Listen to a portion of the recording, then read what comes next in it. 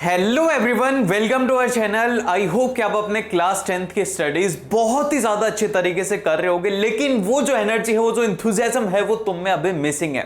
जब तुम class 10th के अंदर आए थे, पहला दिन जब था, तुमने बनाया था कि नोट्स बनाऊंगा, मैं रेगुलर क्लासेस करूंगा, मैं सारे रिविजन करूंगा, लेकिन अब वो जो एनर्जी है, वो जो कॉन्फिडेंस है, वो तुम्हारा डाउन हो चुका है। पता नहीं क्यों, मेरे को लग नहीं रहा कि यार तुम उतने ज्यादा एनर्जेटिक हो। तो एनर्जेटिक रहो यार। आज का ये वीडियो आप लोग के लिए एक तरीके से कंप्लीट गाइडेंस और कंप्लीटली मोटिवेशन का होगा, जिससे कि आप अपने क्लास 10th के जो बोर्ड्स एग्जाम है, उनके अंदर बहुत ही ज्यादा बेहतरीन स्कोर कर पाए। और मैं पिछले 3 सालों से क्लास 10th के स्टूडेंट्स को पढ़ा रहा हूं, और मैं चाहता हूं कि इस बार आप लोग भी बहुत ही ज्यादा अच्छा स्कोर करो। तो जो स्टूडेंट्स गलतियां करते वो मैं आपको इस वीडियो के अंदर बताऊंगा, जो कि आपको बिल्कुल भी नहीं करना है। और जो मैं आपको स्टेप्स बताने वाला हूं, वो एकदम से ऐसे अलग स्टेप्स है जो कि आपको YouTube के ऊपर कोई भी नहीं बताने वाला। ये जो स्ट्रेटेजी, ये टॉपर्स की स्ट्रेटेजी, और मैं खुद भी इसको फॉलो करता, और मैंने भी इस स्ट्रेटेजी को जब मैं क्लास 10th में था और 12th में था, मैंने फॉलो किया। तो मैंने बोर्ड्स के अंदर बहुत ही ज्यादा अच्छे मार्क्स स्कोर किए थे। अगर आपको देखना है कि भैया आपके कितने मार्क्स थे, तो मैंने पूरी मेरी मार्कशीट दिखा रखी है, जो कि आज तक किसी ने भी यूट्यूब पर नहीं दिखाया। बस आकर के ज्ञान देना होता है कि ऐसे कर लो, वैसे कर लो, उन्होंने कुछ किया नहीं होता। तो मैं एकदम से कंप्लीटली आपको वही बातें बताऊंगा जो कि आप फॉलो करोगे। तो भैया सबसे पहले और सबसे जरूरी जो बात है ना, वो है मोटिवेशन। तुम्हें पूरे साल भर मोटिवेट होकर के पढ़ाई करनी है कि भाई मैं ना बहुत ही ज्यादा अच्छा करने वाला हूं। फिर चाहे से तुम्हारे टेस्ट के अंदर कम मार्क्स आए या फिर तुम्हारा कोई चैप्टर छूट जाए, तो ये बोलना है खुद से कि यार कर लूंगा मैं आगे। ये नहीं कि भाई मेरे से नहीं होगा, ये कभी सोचना ही नहीं है। तो सबसे पहले तो खुद को मोटिवेट रखना है, अभी अभी रखो यार कि भैया मैं कर लूंगा। भाई ऐसा जोश होना चाहिए कि हाँ भाई मैं क्लास 10th के अंदर स्कोर करने वाला हूं, टीचर को भी लगे कि हाँ भाई ये बच्चा कर लेगा। और सेकेंड जो पॉइंट है, सबसे मोस्ट इंपॉर्टेंट पॉइंट है, वो ये है कि आपको अपना गोल बड़ा रखना है। आपको बड़ा टारगेट रखना है कि भैया ये 60, 70, 80 वाला नहीं रखना। आपको रखना है कि भाई 95% आना चाहिए, क्योंकि अभी तुम्हारे पास में 6 महीने का टाइम है। और मेरे पास में ऐसे भी स्टूडेंट्स थे पिछले साल जिन्होंने 1 महीने के अंदर पढ़ के 90% से ऊपर स्कोर किया था। तो भाई साहब अब इस बार तो तुम्हारे पास में 6 महीने हैं, तो तुम तो टारगेट बनाओ 98% का। फिर देखना जो तुम्हारी रेपुटेशन और जो बनेगी ना, कि एक बार इमेजिन करो, चलो आंख बंद करो और इमेजिन करो कि आज तुम्हारा बोर्ड्स का रिजल्ट आया और उसके अंदर लिखा है कि तुम्हारे 98% और तुम तुम्हारी क्लास की टॉपर और तुम्हारे स्कूल के टॉपर। तो तुम्हें क्या अपने क्लास वालों से रिस्पेक्ट मिलेगी कि भाई साहब बहुत ही अच्छा पढ़ता था। और सोचो रिलेटिव्स के बारे में, रिलेटिव क्या बोलेंगे, हमें तो पहले से ही पता था कि ये करने वाला है, ठीक है। और आपके पेरेंट्स भी बहुत ज्यादा खुश होंगे। अगर ये खुशी चाहिए, ठीक है, ये चाहते हो कि भाई मेरे को ये खुशी मिले, मेरे को ये टेंशन मिले, तो उसके लिए तुम्हें क्या करना होगा, मेहनत करनी होगी। अभी बस 6 महीने का टाइम है, इसमें प्रॉपर एक स्ट्रेटेजी के पीछे चले जाओ। बस एक स्ट्रेटेजी को फॉलो करो। मैं ये नहीं कह रहा कि मेरी वाली फॉलो करो, बहुत सारे जिसकी भी आपको अच्छी लगे, लेकिन आपको उसको फॉलो करना है, बस देख करके नहीं छोड़ना है। इस वीडियो का मेन एम ये है कि आप ना सिर्फ और सिर्फ देखो ना, आप उस चीज को फॉलो भी करो। तो फिर चलिए जल्दी से बिना टाइम वेस्ट के स्टार्ट करते हैं पूरी एनर्जी के साथ। अब मैं आप लोगों को एक कंप्लीट स्ट्रेटेजी और एक तरीके का कंप्लीट गाइडेंस देने वाला हूं, जिससे कि आप अपने क्लास 10th के अंदर जो आपका डिजायर रिजल्ट है उसको पा पाओ। अब देखो ये जो है, मैं आप लोगों को बहुत ही ज्यादा सिंपल रखना चाहता हूं, मैं कुछ भी कॉम्प्लिकेट नहीं करना चाहता जिससे कि आप लोग कंफ्यूज हो, आप लोग डरो। मैं पूरी जो भी सच्चाई वो आप लोगों के सामने रख दूंगा। अब है ना, ये जो वीडियो है ये मैं फिर से एक बार रिकॉर्ड कर रहा हूं। जो आगे वाली थी वो तो आवाज आ गई, लेकिन जब इसको रिकॉर्ड करने लगा तो इसमें आवाज नहीं आई। तो मेक श्योर कि अभी के अभी तो मैं ना जल्दी से लाइक कर दो और सब्सक्राइब कर लो, ताकि तुम्हें ऐसे ही अच्छी वीडियोस मिल सके।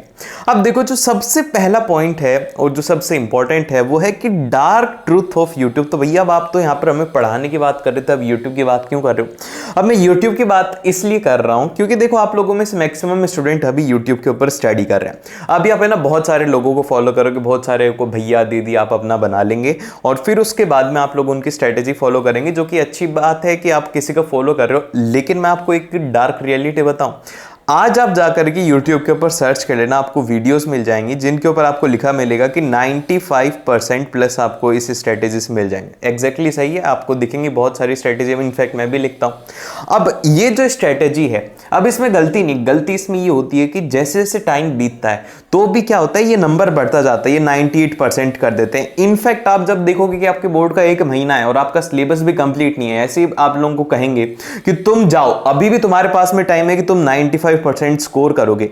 अब यार मेरे को एक बात समझ में नहीं आती, ये किस लॉजिक से ये कहते हैं कि भाई इतना स्कोर कर लोगे, आप बोलोगे कि भैया आप तो गलत हो, आपने तो ऐसे ही कुछ भी बोल दिया है। मैं एक लॉजिक बता रहा हूँ। अब यार इसके पीछे का लॉजिक ये है कि आप है ना एक तरीके से बच्चों को ना झूठा सपना दिखा रहे हो, और जब किसी को हम झूठा सपना दिखाते हो, जब वो सपना टूटता है ना, तो वो सच्ची में उस इंसान की आगे मेहनत करने की उम्मीद नहीं होती। अगर ये 90% ना बोल करके उसको ये बोल दे कि 80% लाएगा तो अच्छा हो जाएगा। अब वो 80% इसलिए नहीं बोलते क्योंकि उनको भी व्यूज चाहिए होते हैं। जब वो ऐसा बोलते हैं तो बच्चा भी उनको व्यूज देता है, उनका आगे नाम बढ़ता है, वॉच टाइम वगैरह वो सब कुछ बढ़ता है। तो इसीलिए ठीक है, इसीलिए आपको ना यूट्यूब के ऊपर ज्यादा फोकस्ड होकर की स्टडी नहीं करनी है। अभी आपके पास में 6 महीने का टाइम है, इसमें आपको एक प्रॉपर स्ट्रेटेजी को फॉलो करना है। और लास्ट टाइम के ऊपर ऐसी कोई भी चीज नहीं है आपको कोई भी घोट करके पिला देगा जिससे कि आप है ना लास्ट के 1 महीने में या फिर लास्ट के 15 दिनों में पढ़ करके अच्छा स्कोर कर लोगे। ये है सच्चाई। और दूसरी मैं आप लोगों को एक और रियलिटी बताता हूं, जो भी बच्चे यूट्यूब से पढ़ते हैं ना, अब देखो यार यूट्यूब के ऊपर तुम्हें hundreds of thousands of teacher आपको यहाँ पे मिल जाएंगे। अब अगर आप सभी को सुनोगे तो आपका टाइम वेस्ट होगा। तो आप लोगों को एक अपने लिए एक ऐसा मेंटर चुनना है जो कि लगे कि भैया ये एकदम से जेन्युइन इंसान, इसकी बातें मेरे को अच्छी लगती है, तो वही करना है। और ये नहीं कि सारे दिन भर बस उनकी बातें ही सुन रहे हो, ठीक है, बातें सुनना नहीं, उनको फॉलो भी करना है, ठीक है। तो यूट्यूब क्या करना है, आपको बस स्टडी के लिए काम में लेना है, जो आपको मदद करे उसको फॉलो करो। फालतू के अंदर यहाँ पे ज्यादा कोई रिलेशन आपको बनाना नहीं, ठीक है। और ना यहाँ पर कभी रिलेशन बनता है 1 साल बाद में आप बोलोगे कि मैं कभी अगर मिलूंगा तो मेरे को तो पहचान लेना, क्योंकि मैं तो तुम्हें अच्छे से पढ़ाऊंगा।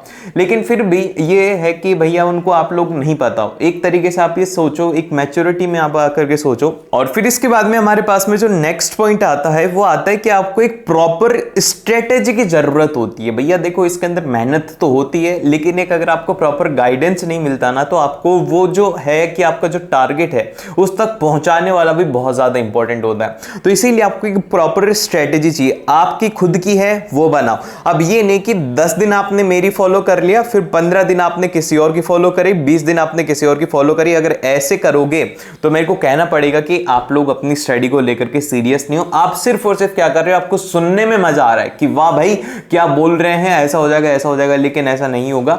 आपको खुद से अपनी मेहनत करनी होगी और खुद से आपको अपने लिए मेहनत करनी होगी। फिर इसके बाद भी जो स्ट्रेटेजी है सिंपल से भाई 3 पॉइंट है, और इसके अलावा कोई भी स्ट्रेटेजी नहीं। आप जाकर के किसी भी वीडियो को देख लो, कुछ भी कर लो, बस ये 3 पॉइंट आपको देखने को मिलेंगे।